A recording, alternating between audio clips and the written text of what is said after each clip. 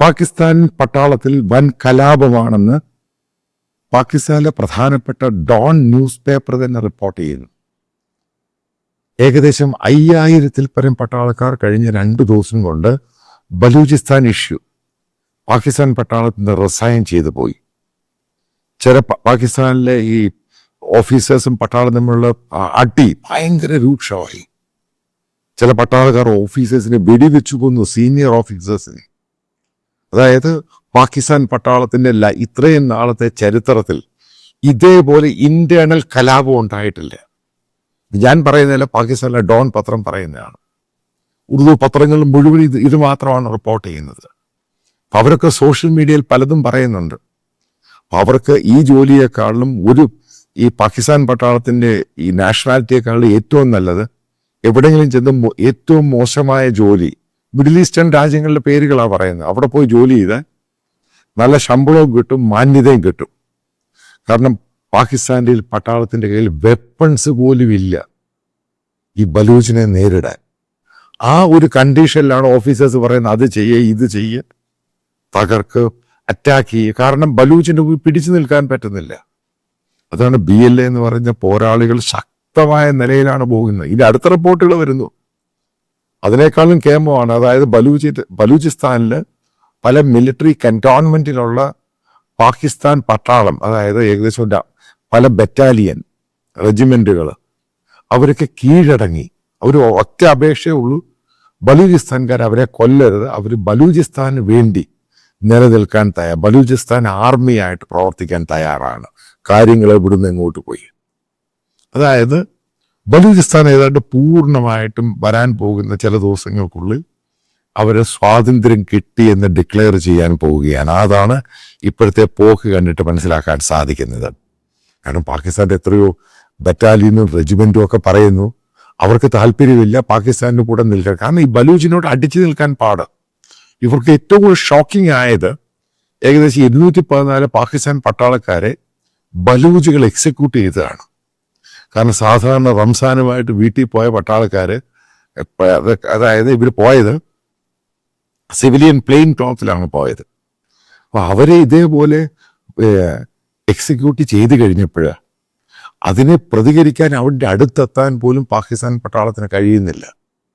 അവരവിടെ ഇവിടെയൊക്കെ ഹെലികോപ്റ്ററിൽ പറന്നും ഡ്രോണൊക്കെ പറന്നു നോക്കി, പക്ഷെ ഒരു ഗുന്തവും നടക്കുന്നില്ല. ആ റെയിൽവേയുടെ ലൈൻ പോലും ഓപ്പറേറ്റ് ചെയ്യാൻ പറ്റുന്നില്ല.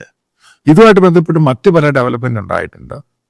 അതായത് അമേരിക്ക പാകിസ്ഥാനിൽ വെച്ചിരിക്കുന്ന ന്യൂക്ലിയർ വെപ്പൺസ് അതിനെ കൺട്രോൾ ചെയ്യാൻ ഇന്റർനാഷണൽ ന്യൂക്ലിയർ ഏജൻസിയുമായിട്ട് അതിന് കംപ്ലീറ്റ് മോണിറ്ററിങ് ഇപ്പോൾ അമേരിക്ക ഏറ്റെടുത്തു. കാരണം ഇത് എപ്പോഴാണ് ഇതേപോലെയുള്ള ഈ ടെററായിട്ടുള്ള ആക്ടിവിറ്റീസ് ചെയ്യുന്നതിൻ്റെ കയറ്റി വെപ്പൺസ് കിട്ടിക്കഴിഞ്ഞാൽ എവിടെ പോയി നിൽക്കും? ഇതാണ് അവിടുത്തെ ഇഷ്യൂ എന്ന് പറയുന്നത്. അപ്പോൾ അതുമായിട്ട് ബന്ധപ്പെട്ട പല വാർത്തകൾ വരുന്നുണ്ട്. അത് പൂർണ്ണമായിട്ടും അമേരിക്കൻ കൺട്രോളിലാണ്. അതിനുവേണ്ടി അമേരിക്കയോട് താല്പര്യമുള്ള നേരത്തെ തന്നെ ഉണ്ടായിട്ടുണ്ട്, പാകിസ്ഥാൻ പട്ടാളത്തിലുണ്ടായിട്ടുണ്ട്. അപ്പൊ ആ ബറ്റാലിയനാണ് അതിന്റെ മുഴുവനും കൺട്രോൾ കൊടുത്തിരിക്കുന്നത്. മനസ്സിലാക്കാൻ 2 or 3 പ്രാവശ്യം പാകിസ്ഥാനിലുള്ള ന്യൂക്ലിയർ വെപ്പൺസിനെ അറ്റാക്ക് ചെയ്യാൻ വേണ്ടി അവിടെ വിവിധ ടെറർ ഗ്രൂപ്പുകൾ ശ്രമിച്ചിട്ടുണ്ട്. അറ്റാക്ക് ചെയ്യാനല്ല, ഇത് എടുത്തുകൊണ്ട് പോകാൻ വേണ്ടി. കാരണം പൊട്ടന്മാർ ഇത് എവിടെ പൊട്ട് വെക്കാന്.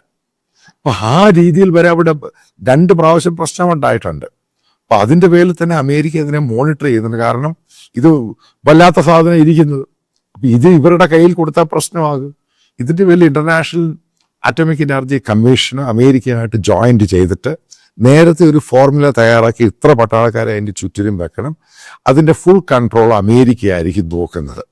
ഇതൊക്കെ പാകിസ്ഥാൻ അംഗീകരിച്ചു. അതിനുശേഷമാണ് പാകിസ്ഥാൻ പല സഹായവും അമേരിക്ക ആ സമയത്ത് ചെയ്തു കൊടുത്തത്. ഇതുമായിട്ട് ബന്ധപ്പെട്ട് ആൾക്കാർക്ക് പല സംശയങ്ങളുണ്ട്. ആരുടെ കയ്യിൽ പോകും, എങ്ങനെ പോകും? ഇത് അമേരിക്ക ഇന്റർവ്യൂ ചെയ്ത് കഴിഞ്ഞു. കാരണം ഇത് പാകിസ്ഥാൻ ഇപ്പോഴത്തെ ഗവൺമെന്റുമായിട്ട് നിൽക്കുന്ന പട്ടാളത്തിന്റെ കയ്യിൽ കൊടുത്തു കഴിഞ്ഞ പ്രശ്നമാണ്. അപ്പൊ അതിനൊരു പ്രത്യേക കമാൻഡ് ഉണ്ടാക്കിയിട്ട് ആ കമാൻഡിന്റെ നേതൃത്വം ഇന്റർനാഷണൽ ന്യൂക്ലിയർ എനർജി കമ്മീഷനും അമേരിക്കയും ജോയിന്റ് ആയിട്ടാണ് നോക്കുന്നത്. അപ്പൊ അങ്ങനെ ഒരു സംഭവത്തിന് ഒരു റിലീഫ് കിട്ടിയിട്ടുണ്ട്. മറ്റേത് പാകിസ്ഥാൻ പട്ടാളത്തിന് മുഴുവൻ അഴിഞ്ഞാടുകയാണ്. ബഹളവും പ്രശ്നവും വെടിവെപ്പും. കാരണം അന്യോന്യം വെടിവെക്കുകയാണ്. കാരണം പട്ടാളത്തിന് പിടിച്ചു നിൽക്കാൻ സാധിക്കുന്നില്ല. ഇങ്ങനെ ഈ കലാപം പോവുകയാണെങ്കിൽ ഇനി മറിച്ച് ബലൂച്ചൊന്നും ചെയ്യേണ്ട, അവർ തമ്മിൽ അടിച്ചങ്ങ് തീർന്നോളും.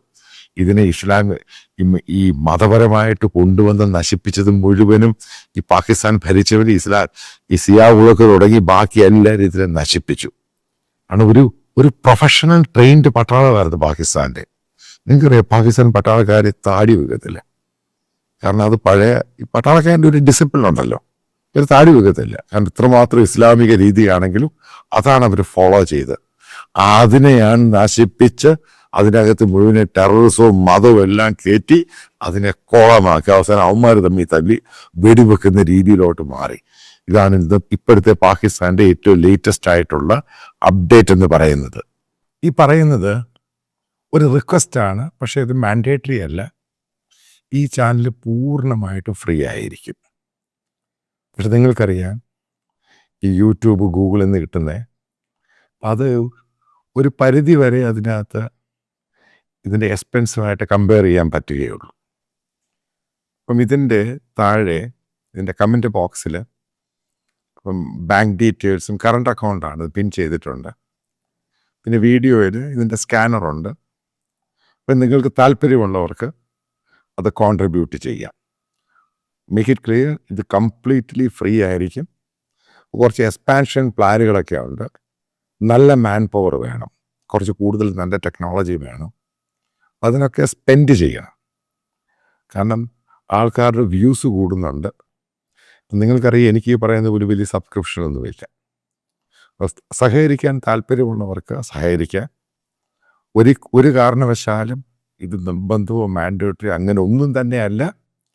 നിങ്ങൾക്ക് താല്പര്യമുള്ളത് മാത്രം വിശ്വസിക്കുന്ന നിങ്ങൾ ഇതിൽ കോൺട്രിബ്യൂട്ട് ചെയ്യുമെന്ന്.